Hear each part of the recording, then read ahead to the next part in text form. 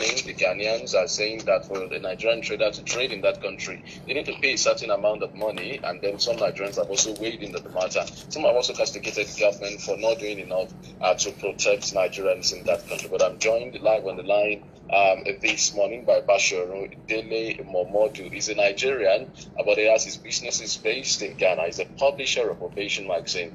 He's a well-respected journalist right here in Nigeria. Thank you for joining us on Frank Talk this morning, Basharu. Good morning, and thank you for inviting me to speak on your popular program. Thank you. Thank you very much, sir. So, Nigerians know you. In fact, some people, you have sort of a dual nationality, a Ghanaian and a Nigerian. You have your businesses in Ghana. You relate very well with the politicians, even their president in that country. But we've been seeing some pictures, and you also shared some of those videos over the weekend of the kind of treatment being meted out to Nigerian traders in Ghana. We don't have an understanding of it. Maybe you'd like to enlighten us, Bashar, on what exactly is going on in Ghana regarding Nigerian traders.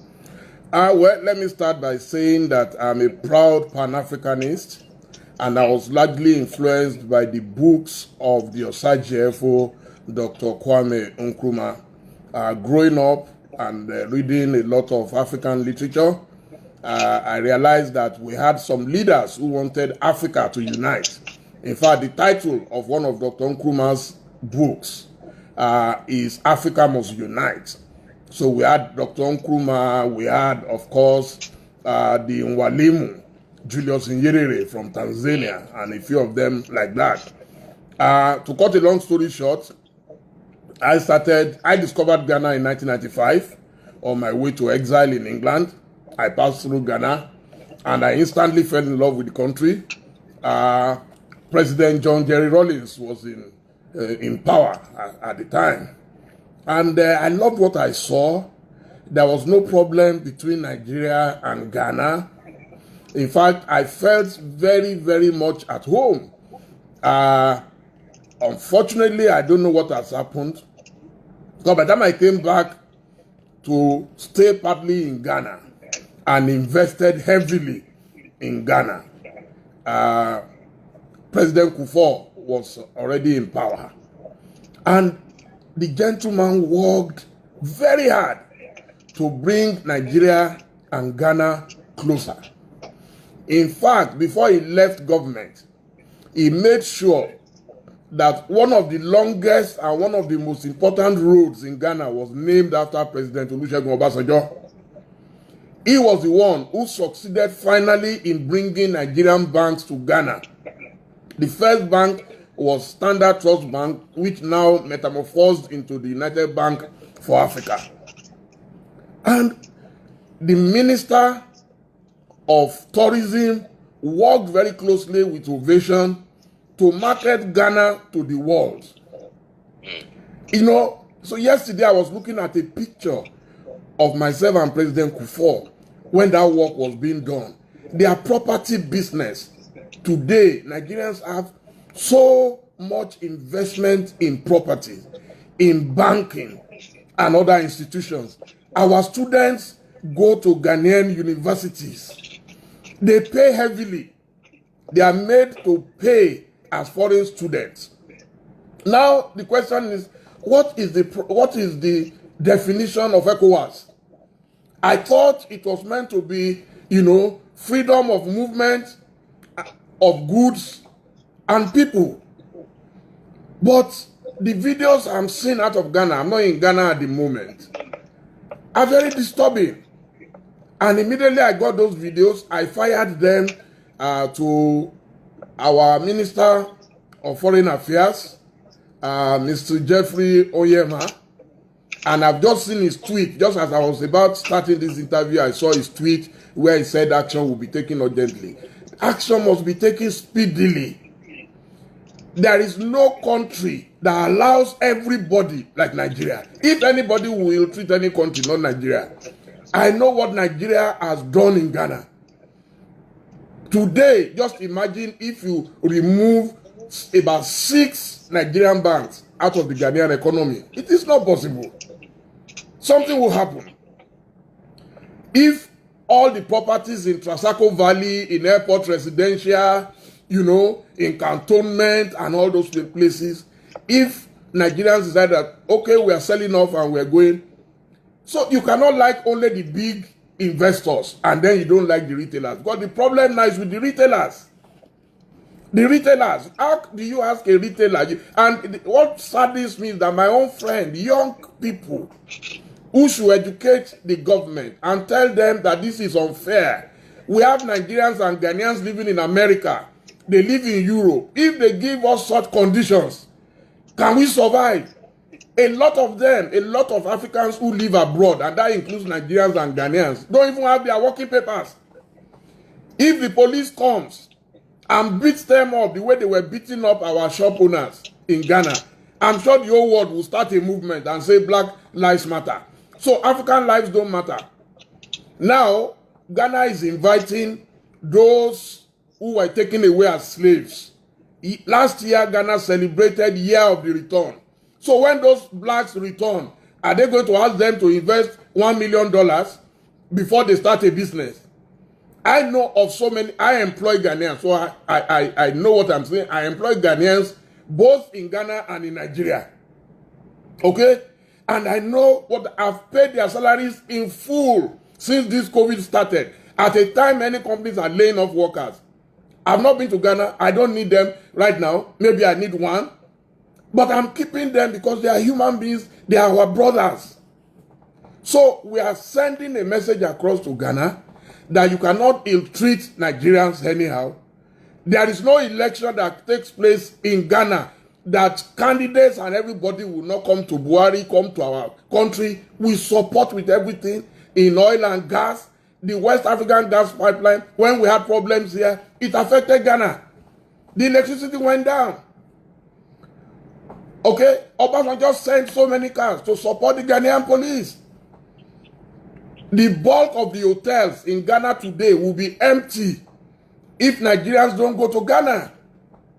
We love Ghana. Ghana is one of the most peaceful countries in Africa. So I'm shocked and scandalized that today the people, the biggest spenders in Ghana, are the ones being treated in this manner.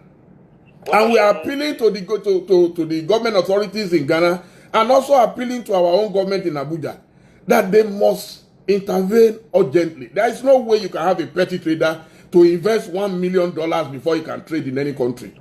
Okay, so this particular treatment, this solution of the bed, I mean, judging by your explanation, we've had pretty good relationship with the Ghanaians for a long time. But is this a protectionist policy by the Ghanaian government, or is it a matter of jealousy, or it is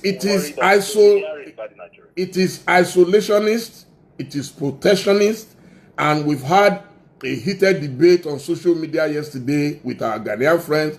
There is no country that can ever make progress by saying only for my own people. Then don't go anywhere.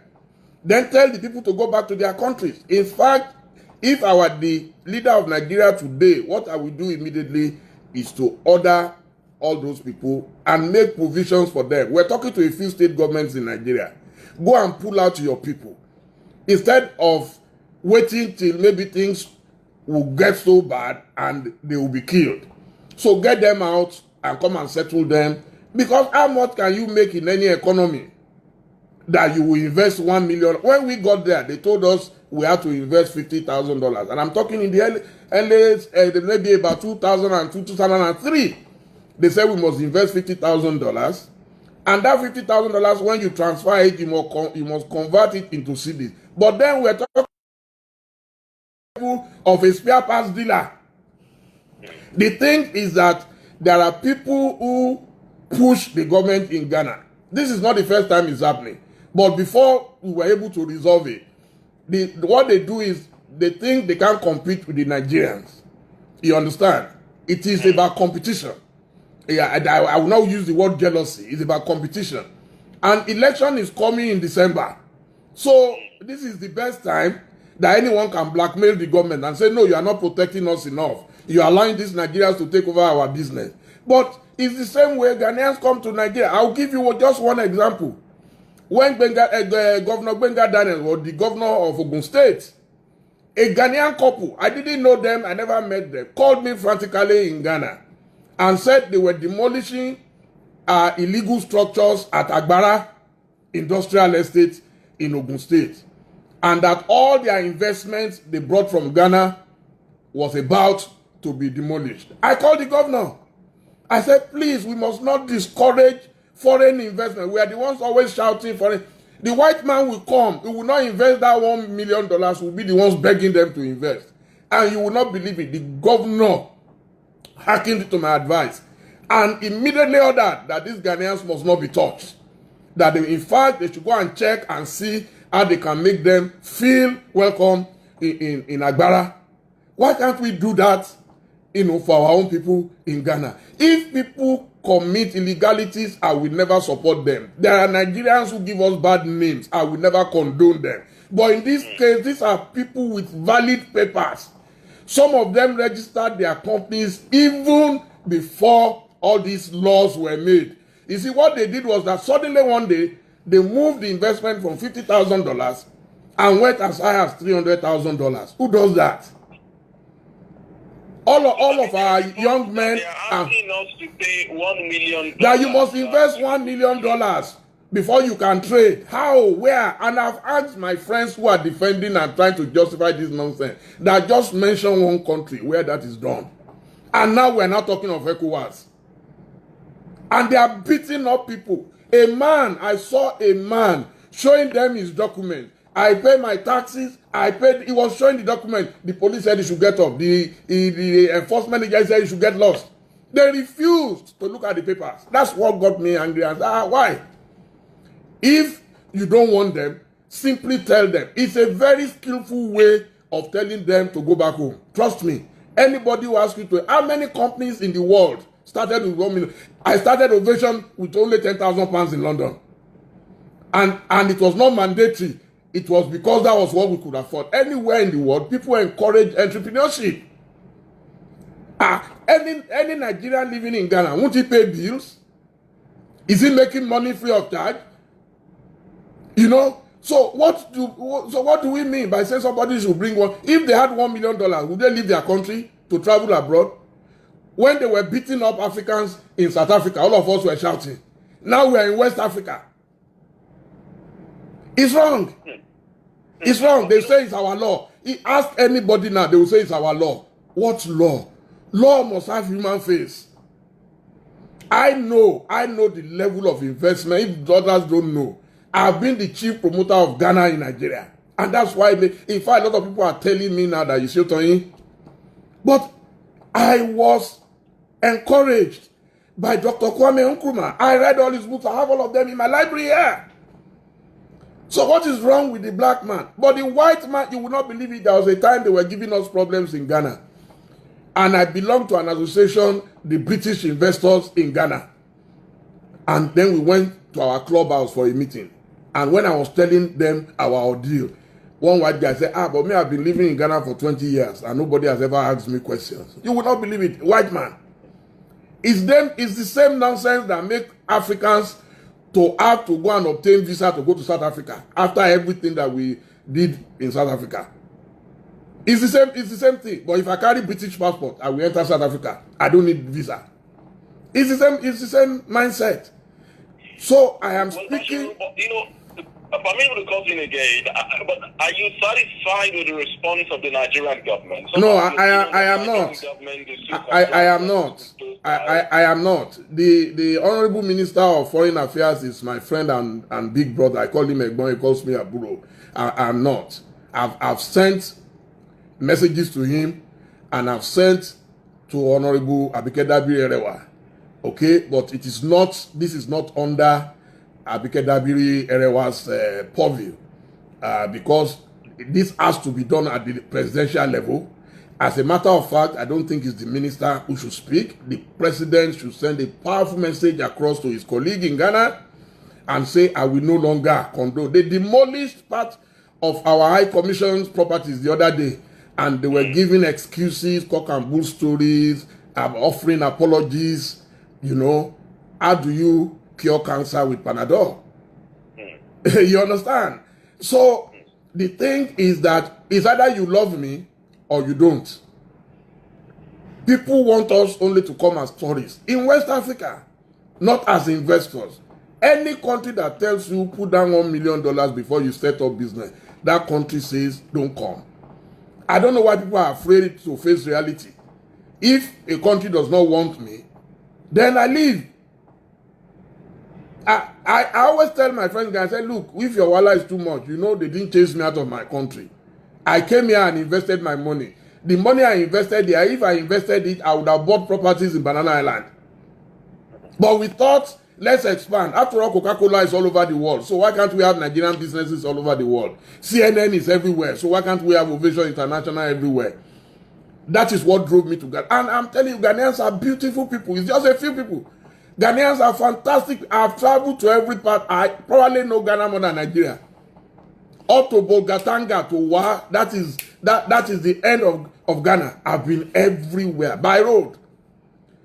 Truck drivers, like our own downfall drivers, they all know me. Chivo. The Ghanaians are fantastic people, but just a few traders winding up their government. You know, nationalist things. How are we different from the white supremacists in America if you can treat our own fellow Nigerians like this? I give kudos to the leaders of Ghana who built this rock-solid relationship with us. They know that all the investments they are looking for in America, in Asia, they can get between Lagos and Abuja. Go and look at what the Dangotes, the Adenugas are doing in Ghana. And then you will say you don't want the small traders, but you don't mind the big investors. No. Well, so, Basharu, some have said, well, in international relations and international diplomacy, there is the policy of reciprocity, tit for tat.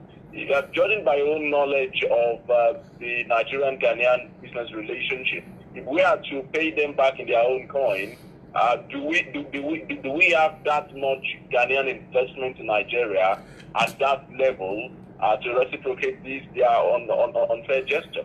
No, you see, I won't even suggest that. I believe we're just going to injure innocent people. There are many fantastic Ghanaians working in Nigeria. There are too many Ghanaians married to Nigerians and Nigerians married to Ghanaians.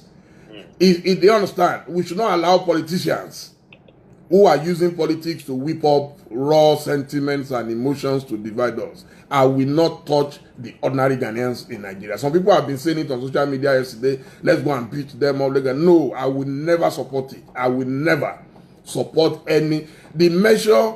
I know the things that can touch Ghana, and our presidency knows. They know what they can do that will not affect the ordinary Ghanaians, but will affect the government of Ghana. And they know the language. In diplomacy, they know the language. There are things. What would that be? No, they are not things. They are not things that I can discuss on open air. You understand?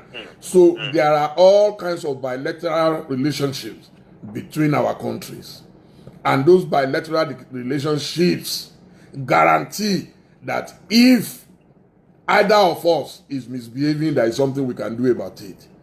So, for example, I see no reason why Nigeria right now, if ECOWAS is not working, then get out of it. We are the biggest investors in all these continental and regional bodies. Nigeria funds a lot of these bodies. You understand? So if we say tomorrow that if you are going to treat any Nigerian in any part of West Africa, we're no longer part of ECOWAS, you will see what will happen. I'm telling you, you can see it even at the level of the African Development Bank. You can see the influence of Nigeria. Nigeria, forget about our local politics and local challenges. Nigeria is the superstar of the African world. Nobody can monkey with Nigeria. That one I'm very sure of. But if our leaders every time behave like we are timid, then people are. If your junior boy knows that he can slap you and get away with it, he will slap you repeatedly. You slap the right cheek, you turn the left cheek. Before you know it, they will turn you to Mugu. That's what is happening because we are always weak when Obasanjo, God, please. Nobody will try it with Baba Obasanjo. Nobody. Trust me. And I am angry because I know how much I love Ghana. And I know the work we have done in Ghana. And I know the millions and millions of dollars that Nigerians have invested in Ghana. And I know that the ordinary Ghanaian loves Nigeria to bits. So it's not a relationship that we should allow politicians or those who have political motivations to destroy. Some people worked for it. I once brought President Jerry John Rawlings and his entire family to Nigeria. They flew with me. In fact, he told me, he said, Chief, what did you use that? I carried my entire family on a flight to Lagos. That's the kind of relationship that we have built over time. President Kufuor, I met him 5 days after he became president at a party, an event, the 40th birthday of Alhaji Asuma Banda's wife, Mrs. Edwina Banda. Right inside there, I interviewed him, and as God will have it, we lived on the same road for years when he was president. He was living in his personal house, driving to office every day, and whenever we needed anything, all you have to do is call his house, and he would invite you over. That relationship now is being destroyed. Transaco Valley is one of the most prized real estates in Ghana. Nigerians invested. I can tell you how many Nigerians I took into that estate. I used to do marketing. When the Lapam Beach Royal Hotel was being built, you will not believe it. Ovation was the first to publicize it. The first year they had 18% occupancy. Within a few years, the occupancy at that hotel was 55%. In fact, there are rumors that the part owners of Kempinski Gold Coast in Accra, which is the biggest hotel right now in Accra, is partly owned by Nigerians. There are Nigerian investors there. I know the number. I mean, imagine Sahara Energy, how much they have done in Ghana. You know, so I don't know. I don't know who is pushing the government, but then the government would have to stop the police from beating up our people. I don't mind if they've committed crime, if they want to check their documents, that is easy. But they should stop beating up our people. It is uncalled for. Just before I let you go, sir, you know, isn't this sort of, you know, payback time for what we did to the Ghanaians ourselves in 1983? No, it is not. It is not. There is nothing that Nigeria did. No, it is not. There is nothing that Nigeria did that Nigerians did that Ghanaians did not do. Ghanaians chased Nigerians out of Ghana. Nigerians also did it, and that is in the past, and we should forget it. That has nothing to do with it. So a lot of people don't know the history. That's why they keep saying Nigerians chased them out. So nobody talks about when Nigerians were chased. That one we've put behind us. We have moved beyond that. We shouldn't destroy what we have built. And that is why I'm alarmed. And that's why I am telling my Ghanaian friends, my brothers and sisters, that speak up. Everybody is quiet. If it's America, we all talk. I am embarrassed that I know so many people in Ghana and everybody is afraid to speak up. And you know, this is election time, so nobody wants to, they don't know what would happen and everything. I believe the reason some people are stoking this fire is that they are blackmailing their government. You cannot allow Nigerians to take over our country. You know, Nigerians are the Americans of Africa. Everywhere we go, people feel threatened. Yes, of course, there are bad heads. If you have 200 million people and 10,000 of them are bad, it will affect the rest of the 200 million. You understand? But it doesn't mean that Nigeria has the sole rights of being bad, or that we are the only bad people in the world. There are bad people everywhere. Every country have their own bad people. So my advice to both governments is that they must sit down urgently and make sure that all these obnoxious laws, I call them atrocious laws, must be wiped out urgently. All right. Well, I'd like to appreciate you very sincerely, Bashir Dele Momodu, for joining us on Frank Talk this morning on Rave 91.7 FM. It's a pleasure having you on the show today, Chief. Thank you very much, sir. Thank you. Have a nice week ahead. Thank you. You too. Thank you, sir. Thank you. All right, Basharu Dele.